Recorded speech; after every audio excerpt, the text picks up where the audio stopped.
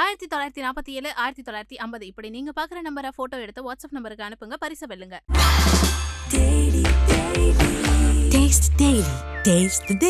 Mister gold கடலை எண்ணெய் தான் வாங்குறேன். ஏன் தெரியுமா? சாதாரண ஆயிலை விட சமையல் டேஸ்டாவும் இருக்கும், ஹெல்தியாவும் இருக்கும். வணக்கம் பவித்ரா. ஹாய், வணக்கம் வணக்கம். எப்படி இருக்கீங்க? நான் ரொம்ப நல்லா இருக்கேன். ஏன்னா நீங்க எல்லாரும் என்ன அப்படி நல்லா பார்த்துருக்கீங்க, அதனால நான் ரொம்ப ஹாப்பியா இருக்கேன். ஸோ வெளியே வந்த பிறகு ரெஸ்பான்ஸ்லாம் எப்படி இருக்கு? வெளியில வந்ததுக்கு அப்புறம் ஒரு 2 நாளா நான் வீட்டுக்குள்ள தான் இருந்தேன். ஸோ ஃபோன் எடுத்து பார்க்கும்போது, எடிட்ஸ் வீடியோ பார்க்கும்போது, ஐயோ நம்ம இவ்வளோ பண்ணியிருக்கோமா அப்படின்ட்டு எனக்கு உள்ள இருக்கும் போது சுத்தமா தெரியாது. வெளில வந்ததுக்கப்புறம் எல்லாரும் என்னை பேசுற விதம், நீங்க ஒரு குட் சோல் அப்படின்னு என்னை சொல்லிட்டே இருக்கிறது ரொம்ப ரொம்ப சந்தோஷமா இருக்கு. ஏஞ்சல்னு சொல்றாங்க, பொக்கிஷம்னு சொல்றாங்க. ஜாலியா இருக்கு இந்த மாதிரிலாம் சொல்றது அப்படின்ற மாதிரி ரொம்ப மன நிறைவா இருக்குங்க. ஸோ நீங்கள் வெளியே வந்த உடனே ஃபர்ஸ்ட் பண்ண விஷயம்னா என்ன விஷயம்? பேசிக்கிட்டே இருந்தேன், நிறைய பேசினேன். யாராவது என்கிட்ட பேசுங்களேன். வெளில எவிக்ட் ஆகி வந்ததுக்கு அப்புறமே கேரவன்ல போயிட்டுமே எனக்கு யார்ட்டையாவது பேசணும், கொஞ்ச நேரம் பேசுங்க அப்படின்னு சொல்லிட்டு இருந்தேன். உள்ள அவ்வளோ பேசிட்டு இருந்தேனான்னு எனக்கு தெரியல. ஆனா வெள்ளம் வந்ததுக்கு அப்புறம் மட்டும் யார்ட்டையாவது பேசணும், நான் சொல்றதை கேளுங்களேன், இது இப்படியா அது அப்படியான்ற மாதிரி ஒருத்தவங்களோட உயிர் எடுத்துட்டே இருந்தேன். அப்புறம் வீட்டுக்கு வந்து சமந்தாக்க உயிர் எடுத்தேன். நைட்டு ஒரு 3 o'clock போனேன். அடுத்த நாள் மார்னிங் 12 o'clock வரைக்கும் பேசிக்கிட்டே இருந்தோம். வெளில வந்ததுக்கு அப்புறம் நான் பண்ணது பேசினது. Tell about sound, Jack and Darsha. Sound வந்து அவ ஒரு மாதிரி யூனிக்கான ஒரு கேரக்டர். அவ உள்ள இருக்கும் போதே நான் சொன்னேன், அடுத்த ஜென்மன்னு ஒண்ணு இருந்தா சவுண்ட் நான் ஒன்ன மாதிரிதான் பிறக்கணும் அப்படின்னு சொல்லிட்டு. ஏன்னா எதை பத்தி யாரை பத்தியும் யோசிக்க மாட்டா. அவளுக்கு என்ன தோணுதோ அதை செஞ்சுட்டு ஆமா நான் இதுதான் செஞ்சேன், இப்ப என்னன்னு சொல்றீங்க, அதுக்கு இதுதான் நான், அந்த மாதிரி ஒரு ஸ்டேட் ஆஃப் மைண்ட்ல இருப்பாள். அது வந்து பார்க்கவே ரொம்ப ஒரு மாதிரி ஜாலியா இருக்கும். இவ தோன்றதெல்லாம் செய்யற, யாரை பத்தி யோசிக்க மாட்டாரு, இதுவும் ஒரு மாதிரி நல்லாதான் இருக்குல்ல அப்படின்னு அவளை பார்த்து நான் நிறைய ரசிச்சிருக்கேன். ஜாக் பத்தி சொல்லணும்னா, ஜாக் ஒரு மாதிரி பயங்கர என்ன சொல்றது, எதுனாலும் பாத்துக்கலாம், எப்ப எது நடந்தாலும் யாருக்கு என்ன நடந்தாலும் பாத்துக்கலாம் மச்சான், இது ஒரு சின்ன விஷயம், இதுக்கெல்லாம் போய் ரியாக்ட் பண்ற. வீக்கெண்ட் திட்டு வாங்கிட்டு இருப்போம், அப்ப கூட அவ ஓகே சார் அப்படின்ட்டு போயிருவா அசால்ட்டா. என்ன இவ்வளவு கூலா இருக்கா, பயங்கர ஒரு மாதிரி அவளை பார்க்கும் போதே நம்ம இந்த மாதிரி ஹேண்டில் பண்ணோம் சில விஷயங்கள அப்படின்னு தோணும். தர்ஷா பத்தி சொல்லணும்னா, அவங்க ரொம்ப ரொம்ப இன்னசென்ட். அவங்களுக்கு லைக் அவங்களுக்கு கலாய்க்கிறாங்க, கொஞ்சம் எனக்கும் அப்படிதான் கலாய்க்கிறாங்கன்னா தெரியாது. அவளுக்குமே இது வந்து இது இப்படி பாக்குறாங்களோ, இது நம்ம இப்படி யோசிக்கலாம்ல அப்படின்னு அவ பெருசா யோசிக்கவே மாட்டா. அவ என்ன நினைக்கிறாளோ அதை அப்படியே பார்த்து அதை அப்படியே சொல்லி ஒரு மாதிரி அப்படியே இருந்து அவ பழகிருக்கா. அவளை பார்க்கும் போதும் ஐயோ பாவம் இந்த பொண்ணு இன்னசென்ட்டா இருக்காளே, அந்த மாதிரி சில இடங்கள்ல எல்லாம் தோணும். அவளை இந்த எல்லாருமே எனக்கு ரொம்ப பிடிக்கும். ராணுவ பத்தி சொல்லுங்க. ஐயோ ராணுவ பத்தி சொல்லுனா, ராணுவ பயங்கரமான ஃபன்னான ஒரு பர்சன். நான் ஏதோ ஒண்ணு பண்றேன் பவித்ரா, நான் ஏதோ ஒண்ணு பண்றேன், நான் அதை பண்றேன் இது பண்றேன், என்னப்பா நீ பண்ற, கடைசி வரைக்கும் எனக்கு தெரியவே இல்லையே, அந்த மாதிரி இருந்துச்சு. ஒரு ஜாலியா இருக்கும் ஒரு ராணுவம் இருந்துச்சுன்னா. அவரு இத பேசுறாரு அதை சொல்றாருன்றதை தாண்டி சீரியஸான கான்வர்சேஷன்ல கூட ராணுவ பார்த்தா எனக்கு சிரிப்பு வந்துடும். ராணு ஒரு நல்ல பர்சன், ஒரு குட் சோல் அந்த வீட்டுக்குள்ள. அவரை சுத்தி என்ன நடக்குதுன்னா தாண்டி அவர் அங்க என்ன பண்றாரு அதுலதான் அவர் ஃபோக்கஸ்டா இருப்பாரு. ஃபன்னா ஜாலியா இருப்பாரு ராணு. பிபில நீங்க ரொம்ப என்ஜாய் பண்ண டாஸ்க்னா என்ன டாஸ்க் சொல்லுங்க? செங்கலா சொல்லுவேன். ஏன்னா என்ன ஒரு முயல் குட்டி நம்மளால அவ்வளோ ஹோல்ட் பண்ண முடியுமான்னு எனக்கே அன்னைக்கு தான் தெரிஞ்சிச்சு. அந்த டாஸ்க்ல வந்து அவ்வளோ பேர் என்னை இழுத்தாங்க, நான் அப்படியே பிடிச்சிட்டே இருந்தது வந்து எனக்கே ஆச்சரியமா இருந்தது. பரவாயில்லையே நம்ம கொஞ்சம் ஸ்ட்ராங்கா தான் இருக்கும் போலயே அப்படின்னு நான் யோசிச்சது வந்து செங்கலா டாஸ்க்ல தான். ஸோ எனக்கு அந்த டாஸ்க் ரொம்ப பிடிக்கும். நீங்க ஃபைனலிஸ்ட் ஆவீங்கன்னு எதிர்பார்த்தீங்களா? என்னங்க கேள்வி இது, புரியல எனக்கு. நான் தாங்க கப்பை ஜெயிப்பேன்னு எதிர்பார்க்காம எப்படிங்க பிபிக்குள்ள வர முடியும்? ஃபைனலிஸ்ட் ஆகும்னு எதிர்பார்த்தேன் கண்டிப்பா. ஒரு பாயிண்ட் வரைக்கும் என்னன்னா எனக்கு புரிய ரொம்ப லேட் ஆயிடுச்சு. இது என்னவா இருக்கும், ஏன் நம்மள எல்லாரும் இப்படி சொல்றாங்க அப்படின்னு ஒரு டவுட் இருந்துட்டே இருந்துச்சு.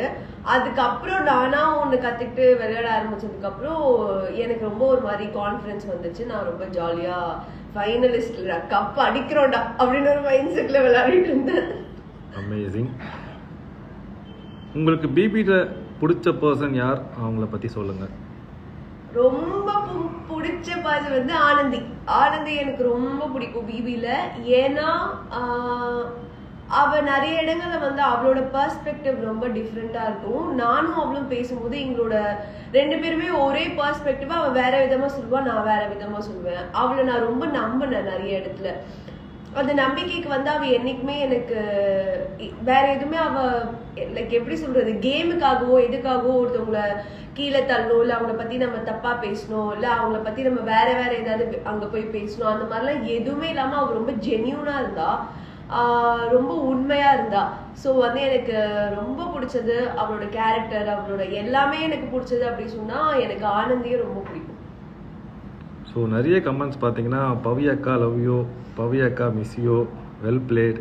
Love you guys, love you guys, love you so much. அடுத்த சீரியலா இல்ல படமா? இப்ப நான் என்ன சொல்லுவேன், பாப்போமே என்ன வருதுன்னு கொஞ்சம் வெயிட் பண்ணி பார்க்கலாம்.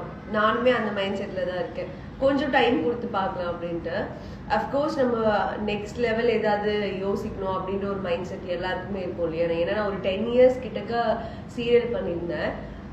இதுக்கப்புறம் நான் எக்ஸ்ப்ளோர் பண்ணணும், நிறைய கத்துக்கணும் அப்படின்னா நான் நெக்ஸ்ட் லெவல் போகணும். ஸோ அதுக்காக தான் நான் வெயிட் பண்ணிட்டு இருக்கேன். தீபக் அண்ணா பத்தி சொல்லுங்க. தீபக் அண்ணா வந்து பிக் பாஸ் சொன்ன மாதிரி ஒரு ஜென்டில்மேன் அவரு. ஏன்னா அவருக்கு 25 years எக்ஸ்பீரியன்ஸ் தான் இந்த கேம் ஃபுல்லா அவருக்கு ஹெல்ப் பண்ணிருக்குன்னு நான் நினைக்கிறேன். ஏன்னா அந்த அளவுக்கு ஒரு மாதிரி மெச்சோர்டா எந்த இடத்துல என்ன பேசினா சரியா இருக்கும், எந்த இடத்துல என்ன பேசக்கூடாது, யாரை என்ன சொல்லணும், யாரை என்ன சொல்லக்கூடாதுன்னு ஒரு மாதிரி பக்கா பிளான்டா இருக்கும். அவரோட மைண்ட் செட் வந்து ரொம்ப இது இப்படிதான் போகணும், இது இப்படிதான் இருக்கணும். பிக் பாஸ்க்கே அவர் வந்து டஃப் கொடுக்குற அளவுக்கு அவரோட தாட் ப்ராசஸ் இருக்கும். ஒரு மாதிரி அவருக்கும் கொஞ்சம் என்ன மாதிரி ஓசிடி இருக்கு. அவரோட பெட்டை அழகா வச்சிருப்பாரு, நீட்டா, ஷூவை கூட வெளில வைக்க மாட்டாரு, எல்லாத்தையும் தூக்கி பெட்டுள்ள வச்சிருப்பாரு. தீபக் அண்ணா சச் a gentleman. பிக் பாஸ்ல இருந்து நார்மல் லைஃப்க்கு வர உங்களுக்கு எவ்வளவு நாள் ஆச்சு? வெளியே வந்து என்னெல்லாம் பண்ணீங்க? இன்னும் நான் நார்மல் லைஃப்கே வரலங்க.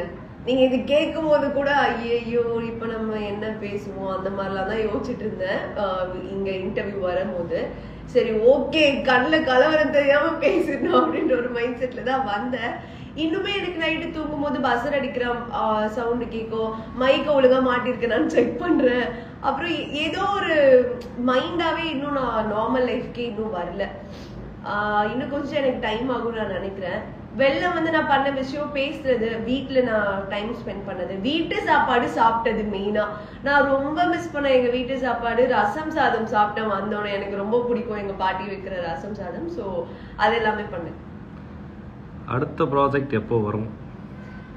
எப்போ வரும் அது எனக்கே தெரியலையே, எனக்கும் அதுக்கான ஆன்சர் தெரியல.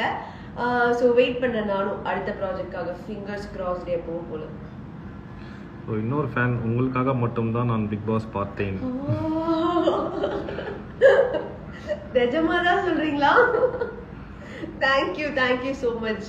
நன்றி. தர்ஷிகாவும் முத்துவும் பத்தி சொல்லுங்க.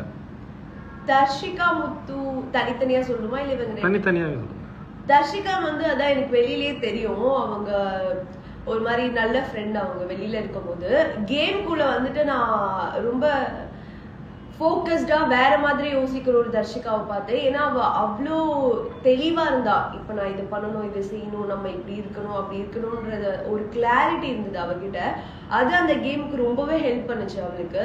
அதனால அவ அவ்வளோ தூரம் பிக் பாஸ்ல இருந்தா. அண்ட் அவ விளையாடுற கேம்ஸா இருக்கட்டும், அவ யோசிக்கிற விஷயங்களா இருக்கட்டும், இது எல்லாமே வந்து ஒரு டிஃப்ரெண்டான கேமுக்கு தேவையான ஒரு தர்ஷிகாவா நான் வந்து டாஸ்க்ல பிபி உள்ள இருக்கும் போது நான் பார்த்திருக்கேன்.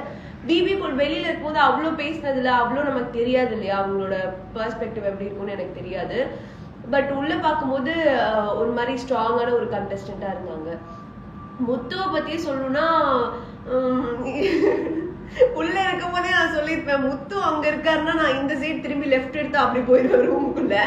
ஏன்னா என்னப்பா இவரு இவ்வளவு நேரம் பேசிட்டு இருக்காருன்னு தோணுது. ஏன்னா நான் ரொம்ப கம்மியா பேசக்கூடிய ஆள்.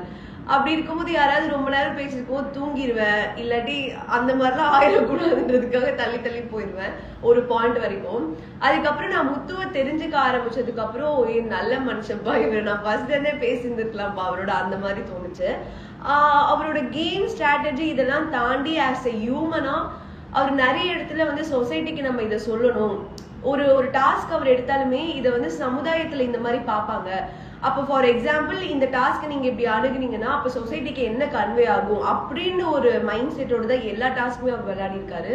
ஸோ அந்த தாட் ப்ராசஸ் எனக்கு அவர்கிட்ட ரொம்ப பிடிக்கும். கேமை தாண்டி நம்ம சொசைட்டிக்கு ஒன்று சொல்லணும் அப்படின்னு ஆசைப்படுற விஷயம் வந்து ரொம்ப நல்லா இருந்தது. நம்ம விஜய் சேதுபதி சாரோட ஹோஸ்ட் எப்படி இருந்தது? நான் அவரோட பெரிய ஃபேன். நான் போகும்போதே சொல்லியிருந்தேன், ஃபர்ஸ்ட் எல்லாம் ஃபேனா இருக்கும்போது ஜாலியா பேசுறோம், ஃபன்னா இருக்கும் அப்படின்னு ஒரு மைண்ட் செட் போல ஃபர்ஸ்ட் வரமே ஒரு மாதிரி பயம்னா பயம், மரண பயம். அவரை பார்த்தோன்னே ஓகே சார், தேங்க்ஸ் சார், இப்படியேதான் வேற பண்ணிருந்தேன், எனக்கே தெரியுது அது. ஆனா ஒரு மாதிரி பயமா இருக்கும்.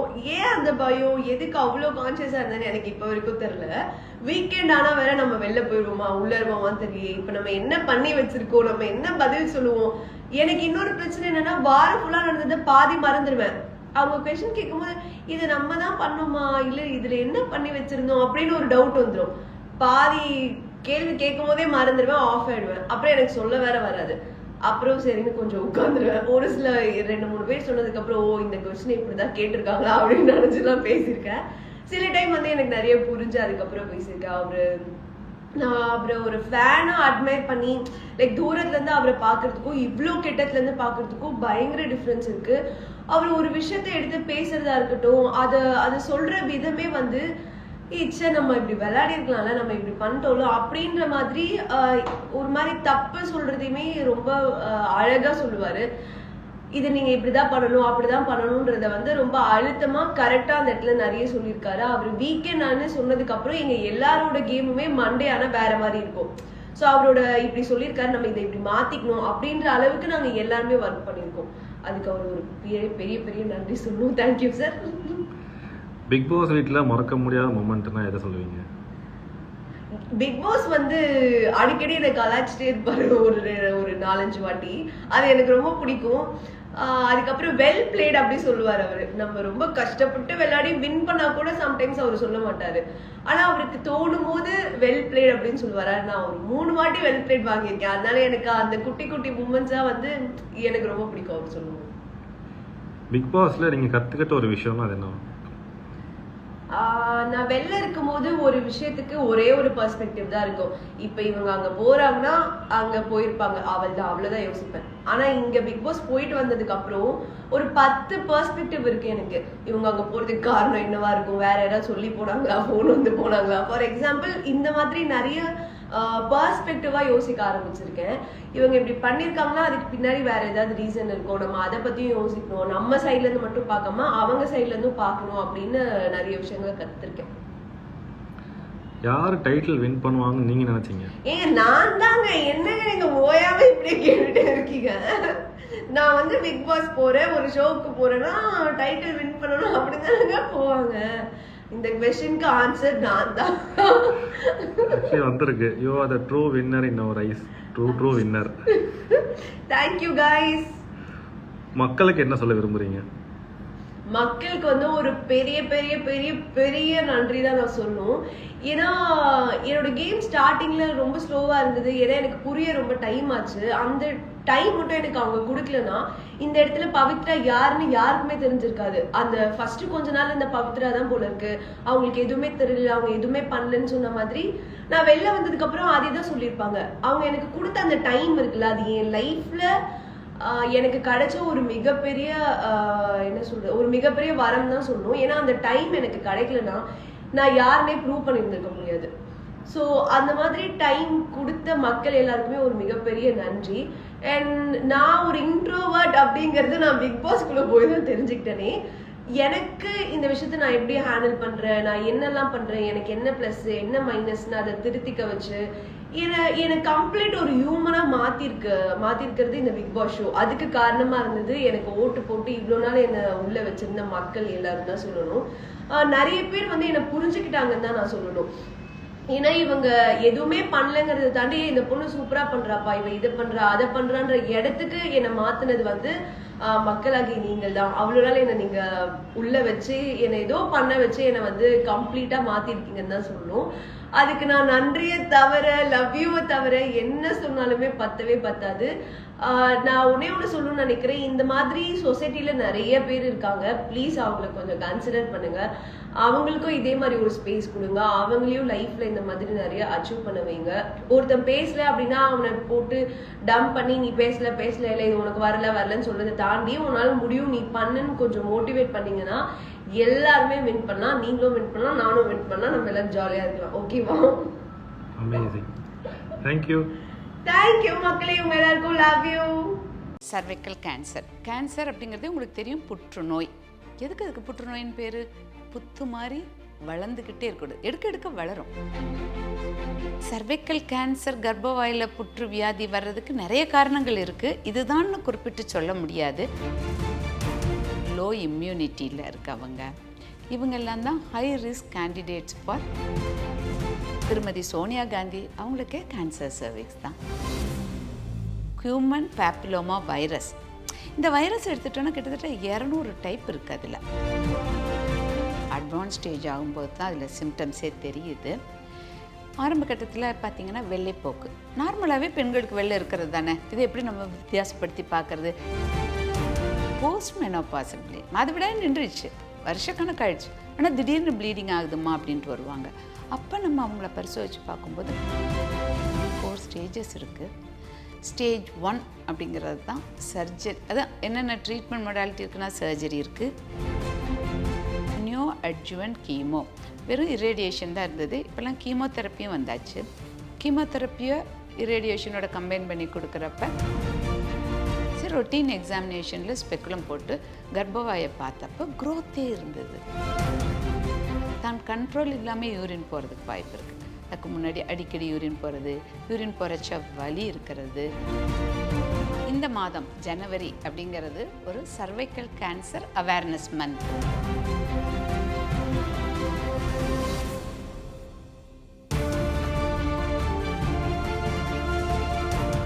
ஆயிரத்தி 1947 1950 இப்படி நீங்க பாக்குற நம்பரை போட்டோ எடுத்து வாட்ஸ்அப் நம்பருக்கு அனுப்புங்க, பரிசை வெல்லுங்க.